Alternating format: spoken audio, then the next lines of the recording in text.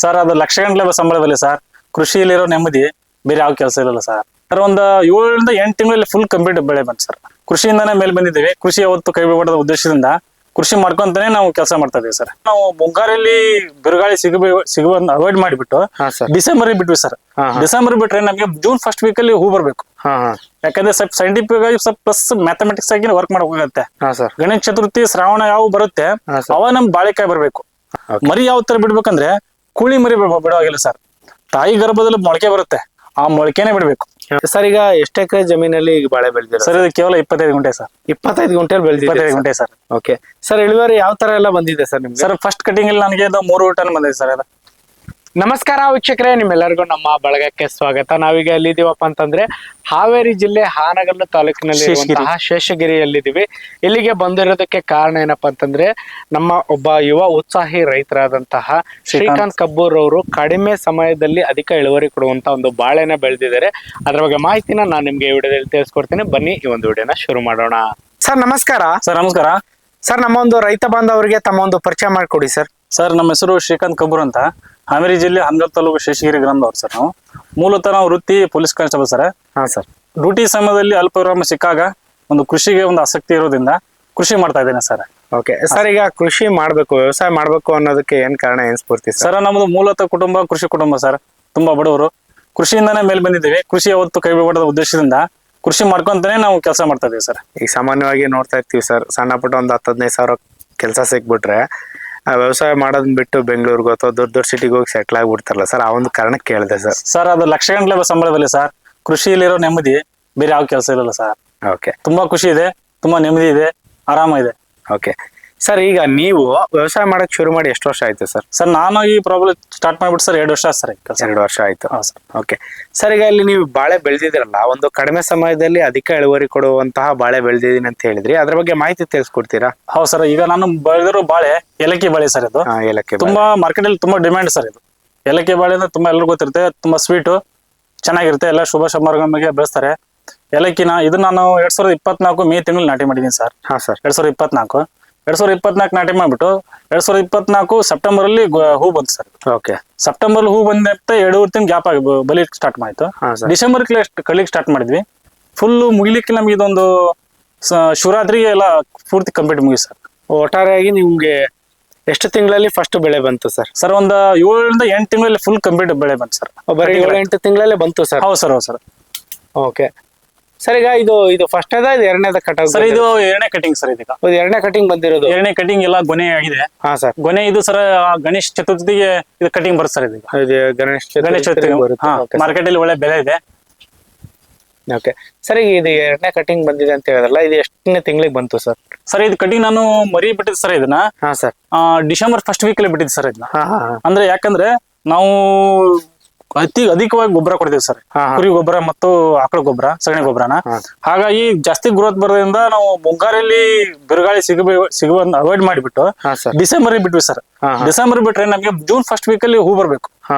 ಯಾಕಂದ್ರೆ ಸ್ವಲ್ಪ ಸೈಂಟಿಫಿಕ್ ಆಗಿ ಸ್ವಲ್ಪ ಪ್ಲಸ್ ಮ್ಯಾಥಮೆಟಿಕ್ಸ್ ಆಗಿ ವರ್ಕ್ ಮಾಡಬೇಕಾಗತ್ತೆ. ಗಣೇಶ ಚತುರ್ಥಿ ಶ್ರಾವಣ ಯಾವ ಬರುತ್ತೆ ಅವ ನಮ್ ಬಾಳೆಕಾಯಿ ಬರ್ಬೇಕು. ನಾವು ಅಡ್ವಾನ್ಸ್ ಆಗಿ ಬರಬಾರ್ದು, ಆಫ್ಟರ್ ಬರಬಾರ್ದು. ಅದು ಉದ್ದೇಶದಿಂದ ನಾನು ಜೂನ್ ಫಸ್ಟ್ ವೀಕ್ ಅಲ್ಲಿ ಹೂ ಬರ್ಬೇಕು ಬಾಳೆದು. ಆ ರೀತಿ ಕ್ಯಾಲ್ಕುಲೇಷನ್ ಮಾಡ್ಕೊಂಡ್ಬಿಟ್ಟು ಡಿಸೆಂಬರ್ ಫಸ್ಟ್ ವೀಕ್ ಅಲ್ಲಿ ಮರಿ ಬಿಟ್ಟಿದ್ ನಾನು. ಮರಿ ಯಾವ ತರ ಬಿಡ್ಬೇಕಂದ್ರೆ ಕೂಳಿ ಮರಿ ಬಿಡುವಾಗಿಲ್ಲ ಸರ್. ತಾಯಿ ಗರ್ಭದಲ್ಲಿ ಮೊಳಕೆ ಬರುತ್ತೆ, ಆ ಮೊಳಕೆನೆ ಬಿಡ್ಬೇಕು. ಓಕೆ ಸರ್, ಈಗ ನೀವು ಏಲಕ್ಕಿ ಬಾಳೆ ಬೆಳಿಬೇಕು ಅನ್ನೋದಕ್ಕೆ ಕಾರಣ ಅಥವಾ ಸ್ಫೂರ್ತಿ ಸರ್? ಸ್ಫೂರ್ತಿ ಸರ್ ನಮ್ ತಂದೆ ಸರ್. ನಮ್ ತಂದೆ ಯಾಕಂದ್ರೆ ಮೂಲತಃ ಕೃಷಿ ಕುಟುಂಬ, ಎಲ್ಲ ಎತ್ತುಗಳೇ ಬೇಸಾಯ. ಈಗೇನ ಟ್ರಾಕ್ಟರ್ ಬರ್ತಾ ಮಾಡಿಫ್ ಆಗಿದೆ, ಬಟ್ ಇವು ಕೂಡ ಎತ್ತುಗಳಿದಾವೆ. ಎತ್ತಿಂದ ಕೃಷಿ ಮಾಡ್ತಾ ಇದೀವಿ ಸರ್. ಹಾಗೆ ನಮ್ ತಂದೆ ನಮ್ಗೆ ಸ್ಫೂರ್ತಿ. ಯಾವ ಎತ್ತಿದಾವೆ ಸರ್? ಸರ್ ಹಳ್ಳಿಕಾರ ಹೊರಿ ಇದೆ ಸರ್. ಸರ್ ಹಳ್ಳಿಕಾರ ಇದೆಯಾ ನಿಮ್ಮ? ಹೌದು ಸರ್. Okay sir. ಸರ್, ಈಗ ಏಲಕ್ಕಿ ಬಾಳೆ ಬೆಳಿತೀನಿ ಅನ್ನೋರಿಗೆ ಒಂದು ಹಂತವಾಗಿ ಯಾವ ಹಂತದಲ್ಲಿ ಏನೇನ್ ಮಾಡ್ಬೇಕು ಅನ್ನೋದ್ರ ಮಾಹಿತಿ ತಿಳಿಸ್ಕೊಡ್ತೀರಾ ಸರ್? ಇದನ್ನ ನಾಟಿ ಮಾಡೋ ಒಂದು ಇದನ್ನ ಎಲ್ಲ ಕೃಷಿ ಬಗ್ಗೆ ತಿಳ್ಕೊಬೇಕಂದ್ರೆ ಯಾರಾದ್ರೂ ಪರಿಣಿತರಿಂದ ಮಾಹಿತಿ ತಗೋಬೇಕು ಸರ್. ಅಷ್ಟೇ ಅಲ್ಲ, ಬಟ್ ತೋಟಗಾರಿಕೆ ಇಲಾಖೆಯಿಂದ ಸ್ವಲ್ಪ ನಾವು ಮಾಹಿತಿ ತಗೋಬೇಕಾಗುತ್ತೆ. ಯಾಕಂದ್ರೆ ಇದ್ರ ಸಬ್ಸಿಡಿ ಬರುತ್ತೆ ಸರ್ಕಾರದಿಂದ. ಸಬ್ಸಿಡಿ ಬರುತ್ತೆ, ಪ್ಲಸ್ ನರ್ಸರಿ ಕಡೆಯಿಂದ ಅವರು ನರ್ಸರಿ ಇಶ್ಯೂಡ್ ಮಾಡ್ತಾರಲ್ಲ ಸಸಿಗಳನ್ನ, ಇದು ಟಿಶ್ಯೂ ಕಲ್ಚರ್ ಮಾಡ್ತೀವಿ ಸರ್. ಇದನ್ನ ಗಡ್ಡೆ ಹಚ್ಚೋಕ್ಕಿಂತ ಟಿಶ್ಯೂ ಕಲ್ಚರ್ ನಾವು ನಾಟಿ ಮಾಡೋದು ತುಂಬಾ ಚೆನ್ನಾಗಿರುತ್ತೆ. ಯಾಕಂದ್ರೆ ರೋಗ ಸ್ವಲ್ಪ ನಿಯಂತ್ರಣ ಕಡಿಮೆ ಆಗುತ್ತೆ. ನಾವು ಗಡ್ಡೆ ತಂದ್ರೆ ನಾಟಿ ಮಾಡಿದ್ರೆ ಆ ಗಡ್ಡೆಲಿರುವಂತ ರೋಗಗಳು ಅದೇ ರೋಗ ಕಂಟಿನ್ಯೂ ಆಗುತ್ತೆ. ಅದನ್ನ ನಾವು ಟಿಶ್ಯೂ ಕಲ್ಚರ್ ಮಾಡಿದ್ರೆ ಯಾವ್ದೇ ರೋಗ ಸ್ವಲ್ಪ ಕಡಿಮೆ ಆಗುತ್ತೆ. ಮ್ಯಾಕ್ಸಿಮಮ್ ಒಂದು 90% ರೋಗಗಳ ಸ್ವಲ್ಪ ನಾವು ತಡೆ ಹಿಡಿಬಹುದು ಸರ್. ಓಕೆ ಸರ್, ಈಗ ಗೊಬ್ಬರ ಎಲ್ಲ ಯಾವ ಹಂತದಲ್ಲಿ ಯಾವ್ಯಾವ ಗೊಬ್ಬರ ಕೊಟ್ಟಿದ್ದೀರಿ ಸರ್? ಸರ್ ನಾವು ಸ್ಟಾರ್ಟಿಂಗ್ ನಾಟಿ ಮಾಡಿದಾಗ ಬಾಳೆನ ಹಾ ಸರ್. ಒಂದೂವರೆ ತಿಂಗಳು ಯಾವ ರೀತಿ ಗೊಬ್ಬರ ಕೊಟ್ಟಿಲ್ಲ ಸರ್. ಹಾ ಸರ್. ಫಸ್ಟ್ ಸ್ಟಾರ್ಟಿಂಗ್ ನಾವು ಅದಕ್ಕೆ ಸ್ವಲ್ಪ ಅವರು ಪ್ರೊಡ್ಯೂಸರ್ಸ್ ಸಾಪ್ ಅಂತ ಹೇಳಿದ್ರು, ಹಾ ಸರ್. ಸಾಪ್ ಹೊಡಿದೀವಿ ಸರ್. ಹಾ ಸರ್. ಒನ್ ವೀಕ್ ನಂತರ ಹಾ ನಾಟಿ ಮಾಡಿ 1 ವೀಕ್ ಸಾಫ್ ಹೊಡೆದ್ಬಿಟ್ಟು 1 ತಿಂಗಳ ನಂತರ ನಾವು ಸ್ಟಾರ್ಟಿಂಗ್ 19 ಗೊಬ್ಬರ 20 ಜೋರತ್ರಿ ಅವನ್ನೆಲ್ಲ ಸ್ಟಾರ್ಟ್ ಮಾಡಿದ್ವಿ ಸರ್. ಓಕೆ ಪ್ರತಿ ತಿಂಗಳ ಗೊಬ್ಬರ ಸ್ಟಾರ್ಟ್ ಕೊಡ್ತೀವಿ ಸರ್. Okay sir. ಪ್ಲಸ್ ಪ್ರತಿ 20-25 ದಿನಕ್ಕೊಮ್ಮೆ ಬನಾನಾ ಸ್ಪೆಷಲ್ ಸ್ಪ್ರೇ ಮಾಡ್ತೀವಿ ಸರ್. ಓಕೆ ಸರ್, ಈಗ ನೀವು ಬಾಳೆ ಬೆಳಿಬೇಕಾದಾಗ ಸಾಮಾನ್ಯವಾಗಿ ಬಾಳೆಯಲ್ಲಿ ಯಾವ್ಯಾವ ರೋಗ ಬರ್ತವೆ ಅಂತ ಸರ್? ಇದ್ರಲ್ಲಿ ಹೆಚ್ಚಾಗಿ ಬರೋದು ಸಿಗೋಟಕ ಬರ್ತದೆ ಸರ್. ಹಾ ಸರ್. ಸಿಗೋಟಕ ಬಂದ್ಬಿಟ್ಟು ಸುಮಾರು ಡ್ಯಾಮೇಜ್ ಆಗಿ ಸರ್. ಮೊನ್ನೆ ಜಾಸ್ತಿ ತೇವಾಂಶ ಆಯ್ತು, ಮಳೆ ಜಾಸ್ತಿ ಬಂದ್ಬಿಟ್ಟು ಸಿಗೋಟಕ ಜಾಸ್ತಿ ರೋಗ ಬರುತ್ತೆ ಸರ್. ಓಕೆ, ಅದಕ್ಕೆ ಏನಾದ್ರು ಮುನ್ನೆಚ್ಚರಿಕಾ ಕ್ರಮ ಅಥವಾ ಔಷಧಿ ಯಾವ ತರ ಕೊಟ್ರಿ? ಔಷಧಿ ಮಾಡಿದೀವಿ ಸರ್, ಅದು ಕಂಟ್ರೋಲ್ ಆಗಿಲ್ಲ. ಮ್ಯಾಕ್ಸಿಮಮ್ ಮಾಡಿದೀವಿ ಸರ್, ಎಲ್ಲ ಮೆಡಿಸಿನ್ ಮಾಡಿದೀನಿ. ಪ್ಲಸ್ ತೋಟಗಾರಿಕೆ ಬಂದು ನೋಡಿದ್ರು ಸರ್ ಒಬ್ರು, ಪ್ಲಸ್ ನರ್ಸರಿ ಬಂದು ಅವರು ನೋಡಿದ್ರು. ಅದು ಕೆಮಿಕಲ್ ಯೂಸ್ ಮಾಡಿದ್ದೆ ಸರ್. ಆಗಿಂದ ಸ್ವಲ್ಪ ಮ್ಯಾಕ್ಸಿಮಮ್ 60-80% ಕಡಿಮೆ ಆಗಿದೆ ಸರ್. ಇವಾಗ ಕಡಿಮೆ ಆಗಿದೆ ಸರ್. ಸರ್, ಅದಕ್ಕೇನಾದ್ರೂ ಮುನ್ನೆಚ್ಚರಿಕಾ ಕ್ರಮ ತಗೋಬೇಕಾ ಸರ್? ಕ್ರಮ ಸರ್, ಬಾಳೆ ಗಿಡಕ್ಕೆ ನೀರು ಜಾಸ್ತಿ ಆಗ್ಲಿ ನೋಡ್ಕೋಬೇಕು ಸರ್ ಅಷ್ಟೇ. ನೀರ್ ಜಾಸ್ತಿ ಆದ್ರೆ ತಂಪು ಜಾಸ್ತಿ ಆದ್ರೆ ಜೋಳು ಆಗ್ಬಿಟ್ಟು ರೋಗ ಜಾಸ್ತಿ ಆಗುತ್ತೆ. ಓಕೆ ಸರ್, ಈಗ ಎಷ್ಟು ಎಕರೆ ಜಮೀನಲ್ಲಿ ಈಗ ಬಾಳೆ ಬೆಳೆದಿರ ಸರ್? ಇದು ಕೇವಲ 25 ಗುಂಟೆ ಸರ್. 25 ಗುಂಟೆಯಲ್ಲಿ ಬೆಳೆದಿದೆ? 25 ಗುಂಟೆ ಸರ್. ಓಕೆ ಸರ್, ಇಳುವರಿ ಯಾವ ತರ ಎಲ್ಲ ಬಂದಿದೆ ಸರ್ ನಿಮ್ಗೆ? ಸರ್ ಫಸ್ಟ್ ಕಟಿಂಗ್ ಅಲ್ಲಿ ನನಗೆ 3 ಟನ್ ಬಂದಿದೆ ಸರ್. 3.5 ಟನ್ ಬಂದಿದೆ. ಅವಾಗ ಟನ್ಗೆ ನನಗೆ ಶಿವರಾತ್ರಿ ಟೈಮ್ ಅಲ್ಲಿ 40,000 41,000 ಆಯ್ತು. ನನಗೆ 3 ಟನ್ ಬಂತು ಸರ್. ಸ್ವಲ್ಪ ಹೆಚ್ಚು ಕಮ್ಮಿ ಆಗುತ್ತೆ. ಸಂಕ್ರಾಂತಿಲಿ ಬಂತು 1 ಟನ್, ನೆಕ್ಸ್ಟ್ ಶಿವರಾತ್ರಿಯಲ್ಲಿ 2 ಟನ್ ಬಂತು, ನೆಕ್ಸ್ಟ್ ಯುಗಾದಿಯಲ್ಲಿ 1 ಟನ್ ಬಂತು ಸರ್. ಟೋಟಲ್ 3 ಟನ್ ಬಂದಿದೆ ಸರ್. ಓಕೆ ಸರ್, ಈಗ ನೀವು ಬರೀ ಬಾಳೆ ಅಷ್ಟೇ ಮಾರಾಟ ಮಾಡ್ತೀರಾ ಅಥವಾ ಬಾಳೆ ಎಲೆ ಆ ತರದ್ ಏನಾದ್ರು ಮಾಡಿ? ಇಲ್ಲ ಸರ್, ಮೋನ್ಲಿ ಬಾಳೆಕಾಯಿ ಮಾತ್ರ.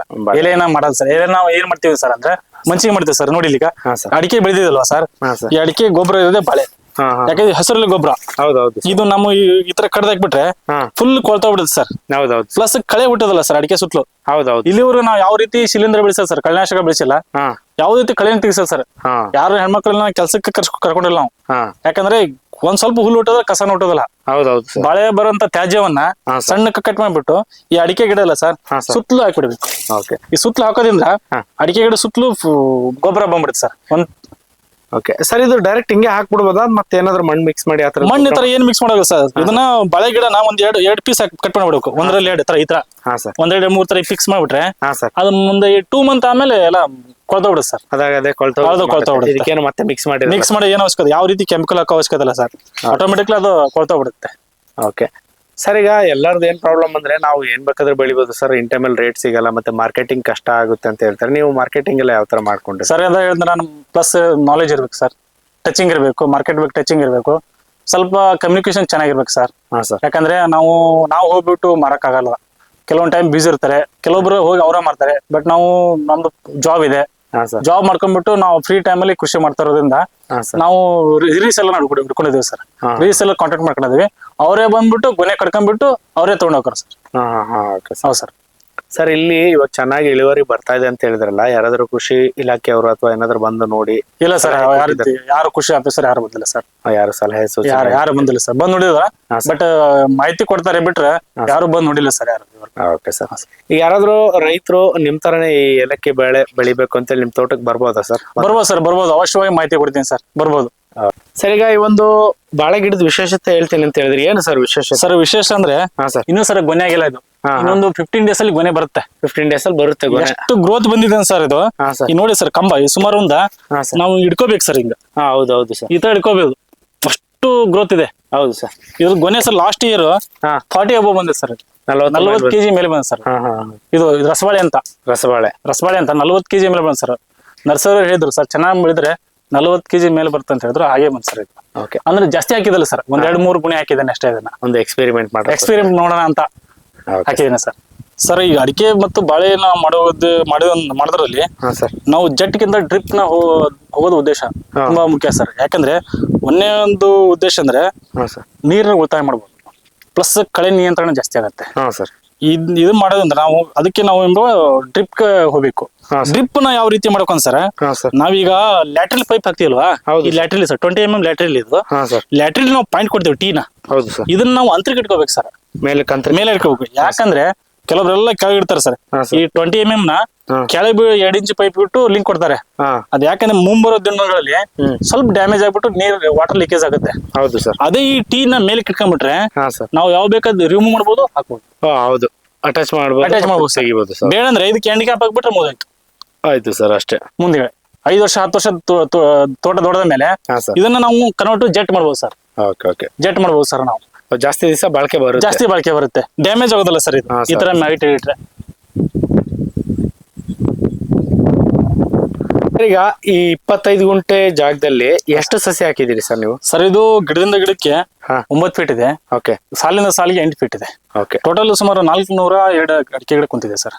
ಅಡಿಕೆ ಗಿಡ, ಅಡಿಕೆ ಗಿಡ ಕುಂತಿದೆ ಸರ್. ಬಾಳೆ ಸರ್? ಬಾಳೆನೂ ಕೂಡ 400 ಕುಂತಿದೆ ಸರ್. ಓಕೆ. 2 ಅಡಿಕೆ ಗಿಡ ಮಧ್ಯ ಅಂದ್ರೆ 9 ಕುಂದಿರ್ತಲ್ವಾ, ಹಾ ಆ ಸರ್. ಮಧ್ಯದಲ್ಲಿ ನಾವು ಬಾಳೆ ಇಟ್ಟಿದ್ದೇವೆ ಸರ್. ಹಾ 8 ಮಧ್ಯೆ ಇಟ್ಟಿದ್ದಲ್ಲ ನಾವು. ಹಾ 9 ಎಲ್ಲಿದೆ ಹಾ. ಆ ಮಧ್ಯದಲ್ಲಿ ಬಾಳೆ ಕುಂದಿರ್ಸಿದ್ದೇವೆ ಸರ್. Okay sir. ಇದು ಅಡಿಕೆ ಮಧ್ಯೆ ಬಾಳೆನಾ, ಬಾಳೆ ಮಧ್ಯೆ ಅಡಿಕೆನಾ ಸರ್? ಅಡಿಕೆ ಮಧ್ಯೆ ಬಾಳೆ. ಅಡಿಕೆ ಮಧ್ಯೆ ಬಾಳೆ. ಅಡಿಕೆ ಮಧ್ಯೆ ನಮಗೆ ಮುಖ್ಯ ಬೆಳೆನ ಅಡಿಕೆ. ನಮ್ಗೆ ಹಾ ಇದು ಲೈಫ್ ಟೈಮ್ ಜಾಸ್ತಿ ಇರುತ್ತೆ, ಹೌದು ಸರ್. ಈ ಲೈಫ್ ಟೈಮ್ ಕಡಿಮೆ ಇರುತ್ತೆ. ಹೌದು ಸರ್. ಸರ್ ಈಗ ಒಂದೊಂದು ಬಾಳೆ ಗೊನೆಯಲ್ಲಿ ಮಿನಿಮಮ್ ಎಷ್ಟು ಕೆಜಿ ಬರ್ತಾ ಇತ್ತು ಸರ್ ಇಳುವರಿ? ಸರ್ ಎವರೇಜ್ ನಮ್ದು ಎವರೇಜ್ ಗಿಂತ ಟಾಪ್ 17 ಕಿಲೋ ಬಂದಿದೆ ಸರ್. ಲಾಸ್ಟ್ 17 ಕೆಜಿ ಬಂದಿದೆ ವಿತೌಟ್ ಡ್ರೆಸ್ಸಿಂಗ್ ಸರ್. ಹಾ ಹಾ ಹಾ. ವಿತ್ ಡ್ರೆಸ್ಸಿಂಗ್ 15 ಸಮಥಿಂಗ್ ಬರುತ್ತೆ.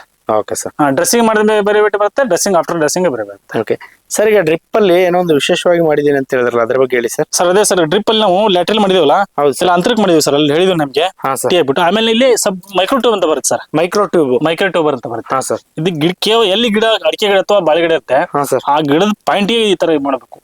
ಇದನ್ನ ಅಳತೆ ಎಷ್ಟು ಬೇಕು ಸರ್? 1.25 ಫೀಟ್ ಇರ್ಬೇಕು ಇದು. 1.25 ಫೀಟ್. 1.25 ಫೀಟ್. ಯಾಕಂದ್ರೆ ಹಾ ಸರ್. ಅಚಾನಕ್ ಪೈಪ್ ಏನಾರ ವೇರಿಯೇಷನ್ ಆದ್ರೆ ಹಾ ಆ ಕಡೆ ಈ ಕಡೆ ಇದು ಮೂವ್ ಆಗುತ್ತೆ. ಹಾ ನೋಡಿ, ಈಗ ಎಡಗಡೆ ಅಪೋಸಿಟ್ ಅಲ್ಲಿ 1 ಫೀಟ್ ಮೂವ್ ಆಯ್ತು, ಹಾ ಸರ್. ಫ್ರಂಟ್ ಅಲ್ಲಿ 1 ಫೀಟ್ ಮೂವ್ ಆಯ್ತು. ಓಕೆ. ಈ ಲೆಫ್ಟ್ ಅಲ್ಲಿ ಆಗುತ್ತೆ 1 feet, okay sir. Back side ಅಲ್ಲಿ 1 ಫೀಟ್ ಆಗುತ್ತೆ. 360 ಅಂದ್ರೆ 360 ಅಲ್ಲಿ ಮೂವ್ ಆಗುತ್ತೆ. Okay sir. ನಾವ್ ಎಲ್ಲಿ ಬೇಕಾ ಇಟ್ಕೋಬಹುದು. Okay sir. ಅಚಾನಕ್ ಬೇಡ ಅಂದ್ರೆ ಕೂಡ ಹಾ ಸರ್. ಇದನ್ನ ಫೋಲ್ಡ್ ಮಾಡ್ಬಿಟ್ಟು ಹಾ. ಒಂದ್ ಗಂಟೆ ಹಾಕಿದ್ರೆ ಹಾ ಸರ್. ಇದು ಬಂದಾಗ್ಬಿಡುತ್ತೆ ಸರ್. ಇದೇನ್ ಡ್ಯಾಮೇಜ್ ಏನಾಗಲ್ವಾ ಸರ್? ಡ್ಯಾಮೇಜ್ ಆಗಲ್ಲ ಸರ್, ಯಾವ ರೀತಿ ಡ್ಯಾಮೇಜ್ ಆಗಲ್ಲ. ಇದು ಗಂಟೆ ಹಾಕ್ಬಿಟ್ರೆ ಬಂದಾಗ್ಬಿಡುತ್ತೆ. Okay sir. ಇದು ಬಂದು ಆಫ್ ಆಗ್ಬಿಡುತ್ತೆ, ಓಕೆ ಸರ್. ನೀರ್ ಆಫ್ ಆಗ್ಬಿಡುತ್ತೆ. ಈ ತರ ಮಾಡ್ಬೇಕು ಸರ್. ಕೆಲವೊಬ್ರು ಮೈಕ್ರೋ ಜೆಟ್ ಬಳಸ್ತಾರೆ ಸರ್. ಹಾ ಮೈಕ್ರೋ ಜೆಟ್ ಏನಾಗುತ್ತೆ ಅಂದ್ರೆ ಹಾ. ಬೋರ್ ಆಫ್ ಆದಾಗ ಹೌದು ಸರ್. ಏರ್ ಪಾಸ್ ಆಗ ಸರ್. ಹಾ, ಹಾ. ರಿಪೀಟ್ ಏರ್ ಪಾಸ್ ಆದಾಗ ಇಲ್ಲಿ ನೆಲ ಮೇಲೆ ಸರ್ ಅದು ಹೌದು, jet. ಹೌದು ಸರ್. ಅವಾಗ ಮಣ್ಣು ಹೇಳ್ಕೊಂಡ್ಬಿಡುತ್ತೆ ಸರ್, ಹಾ ಹಾ ಸರ್. ತಿಳಿ ಮಣ್ಣು. ಅವಾಗ ಮಣ್ಣು ತಗೊಂಡ್ಬಿಟ್ಟು ಎಲ್ಲ ಬ್ಲಾಕ್ ಆಗ್ಬಿಡುತ್ತೆ ಸರ್. ಓಕೆ. ಹಾಗಾಗಿ ನಾವು ಏನೋ ಮೈಕ್ರೋ ಟ್ಯೂಬ್ ಬಳಸ್ತಾ ಇದ್ದಾರೆ ಸರ್ ಜಾಸ್ತಿ. Okay sir. ನಮ್ಮಲ್ಲಿ ಜಾಸ್ತಿ ಮೈಕ್ರೋ ಟ್ಯೂಬ್ ಬಳಸೋದು ಸರ್. Okay sir. ಲೈಫ್ ಚೆನ್ನಾಗಿರುತ್ತೆ, ಚೆನ್ನಾಗ್ ಬರುತ್ತೆ ಅಂತ. Okay sir. ಸರ್ ಇಲ್ಲಿ ಸೆಣಬು ಬೆಳೆದಿದ್ರ, ಯಾವ ಕಾರಣಕ್ಕೆ ಬೆಳೆದಿದ್ದೀರಾ ಸರ್ ಇದು? ಸರ್ ಇದು ಬಾಳ ನಮ್ಮ ತೋಟದಲ್ಲಿ ಸೆಣಬು ಬೆಳಿ ಕಾರಣ ಅಂದ್ರೆ ಹಾ ಸರ್. ಒಂದೇ ಉದ್ದೇಶ, ನಾವು ಮಾಡೋ ತೋಟಕ್ಕೆ ಗೊಬ್ಬರ ಆಗ್ಲಿ ಅಂತ ಉದ್ದೇಶ. ಹಾ ಹಾ. ಅಷ್ಟೇ ಅಲ್ಲ, ಮತ್ತು ಇನ್ನೊಂದು ಉದ್ದೇಶ ಅಂದ್ರೆ ಹಾ ಸರ್. ಈ ಸೆಣಬು ಹಾಕೋದ್ರಿಂದ ಈ ಸುತ್ತಮುತ್ತಲ ಕಳೆ ಒಂದು ಅಂಶ ಕಡಿಮೆ ಆಗುತ್ತೆ. ಇಲ್ಲೆಲ್ಲ ಕಳೆ ಬರೋದಲ್ಲ. ಇಲ್ಲಿ ನೋಡಿ, ಇದು ಕಳೆ ನೋಡಿ ಯಾವ್ದು ಹುಟ್ಟಲ್ಲ, ಫುಲ್ ಎಲ್ಲ ನೀಟಾಗಿ ಸೆಣಬು ಬೀಳ್ತಿದೆ. ಹಾ ಈ ಸೆಣಬಿನ ಎಲೆ ಬೀಳುತ್ತಲ್ವಾ, ಹಾ ಸರ್. ಇದೇ ನಮ್ಗೆ ಕಾಂಪೋಸ್ಟ್ ಆಗೋದು. ಹಾ. ಹಸಿರೆಲ್ಲ ಗೊಬ್ಬರ ಅಂತೇವೆ. ಹೌದು. ನಮ್ ಹಿರಿಯರು ಮಾಡ್ತಿದ್ರಿಂದ ನಾವು ಈಗಂತ ಅಂತಲ್ಲ, ನಾವ್ ಈಗಿನ ಕಾಲ ಅಲ್ಲ, ನಮ್ ಹಿರಿಯರು, ನಮ್ಮ ಅಪ್ಪಾರು, ನಮ್ಮ ತಂದೆ ಎಲ್ಲ, ನಮ್ಮ ಅಜ್ಜಾರೆಲ್ಲ ಹಾ ಸರ್. ಸೆಣಬನ್ನ ಬೆಳಿತಾ ಇದ್ರು. ಸೆಣಬು ಇದು ತುಂಬಾ ನಾರು ಪದಾರ್ಥ ಆಗಿದ್ರಿಂದ ಹಾ ಸರ್. ತೋಟಗಾರಿಕೆ ಮತ್ತು ಭತ್ತ ಬೆಳಿಲಿಕ್ಕೆ ತುಂಬಾ ಯೋಗ್ಯತೆಯನ್ನ ಹೊಂದಿದೆ ಸರ್ ಇದು. Okay sir. ಸರ್ ಇಷ್ಟೊತ್ತು ಮಾಹಿತಿ ತಿಳಿಸ್ಕೊಟ್ಟಿದ್ದಕ್ಕೆ ಧನ್ಯವಾದಗಳು ಸರ್. Thank you sir.